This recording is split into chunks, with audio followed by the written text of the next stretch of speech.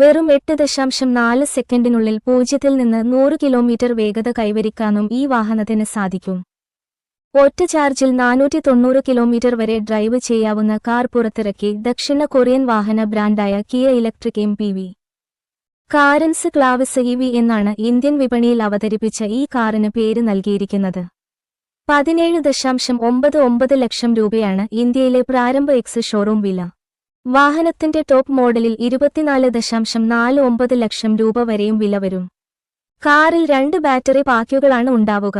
ഇതിൽ 42 കിലോവാട്ട് മണിക്കൂറും 51.4 കിലോവാട്ട് മണിക്കൂറും ബാറ്ററികൾ ഉൾപ്പെടുന്നു.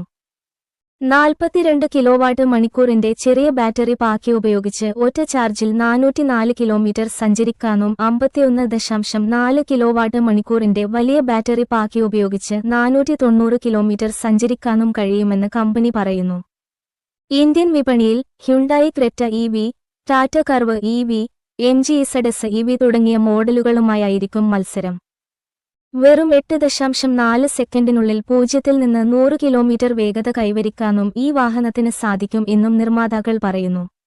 സുരക്ഷയ്ക്കായി 6 എയർബാഗുകൾ, ADAS level 2, ESC, ETPMS, 360 degree camera, I pedal സാങ്കേതികവിദ്യ തുടങ്ങിയ ആധുനിക സവിശേഷതകളും നൽകിയിട്ടുണ്ട്.